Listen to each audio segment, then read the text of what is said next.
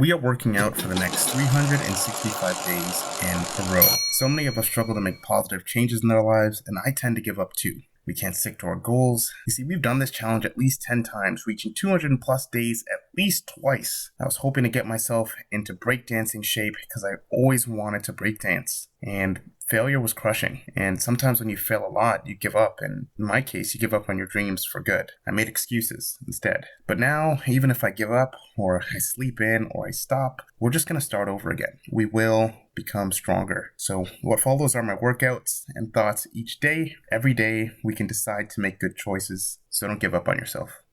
Workout every day, day number 40, 41. I don't know. Man, I am losing motivation to record these, man. But it was a decent workout out there, and I'm working my glutes, right? I normally would do reverse hypers instead of this movement, but I've really wanted to work my glutes in this kind of glute extension style position because I mentioned before I like training my muscles in different ways. I don't want to just do squat and deadlift. I want my body to be able to do cool stuff. So glute press. I mentioned before that I'm going to go a lot heavier than normal. So how much weight are we using? Well, this machine had about 240 pounds on it, and I was like, you know what? Let's just see what happens. And lo and behold, my leg actually moved. I was still able to get the squeeze. And again, for the next, I say 20 to 30 days or so, it is really just a strength focus. So maybe I'll tell you guys what weights I'm using in the training session if maybe that helps you get an idea of what's going on here. But yeah, like I mentioned, I train my legs essentially almost every single day in some capacity, whether it be ankle, quad, glute, stability exercise. Something's usually happening with my legs. And this did feel a lot better than I expected. So this machine is pretty dope. I still would rather do reverse hypers. If you know what reverse hypers are, just look them up. They're pretty cool exercise. It's just I don't have an apparatus in this gym where I can do it very easily. So we're here. Now this training session was pretty interesting because I actually have an injury. You probably can't tell. So the other day I went for a run, but I didn't bother mentioning it. But I tweaked my calf, so I've been limping on it for a while. I don't know what happened. I had to stop my run early, and yeah, it hasn't felt that normal. Despite that, I'm still training, and here is what kind of happened. I want to tell you guys about this. I still trained and I still put in decent effort. Now, was it a good effort?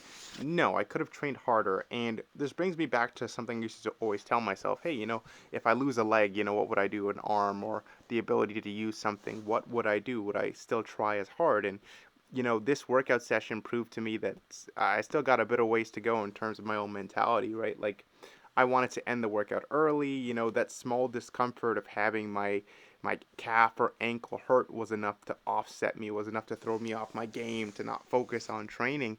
And that's where I really need to make some strides, right? Because anything's going to happen if I'm really going to do this thing for the next, 100, 200, 300 days or whatever.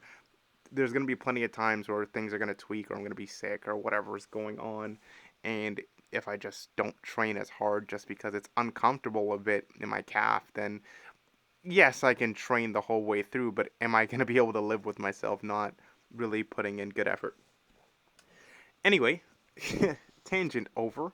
You saw me there. I was doing some sissy squats, hitting the quads, working a bit of ankle mobility. Not too many sets today because I didn't really get that much sleep. My fault. My bad.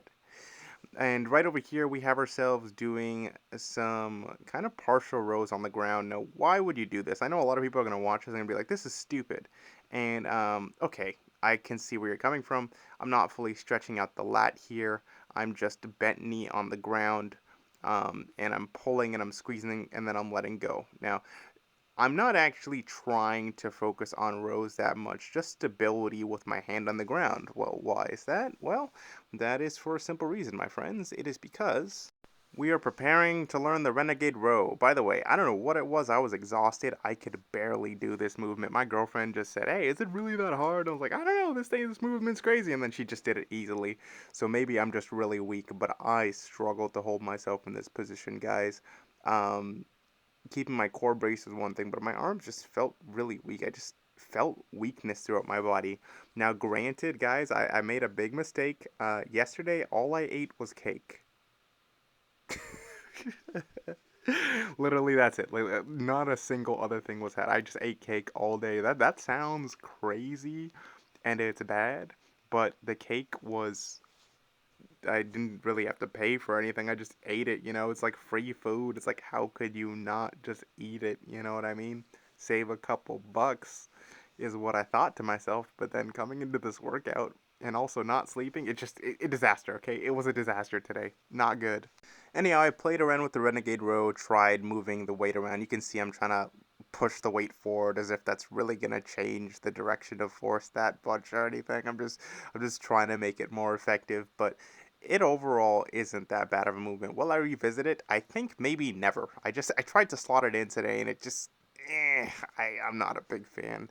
Anyways, that is about it. I'll see you in the next workout. Peace.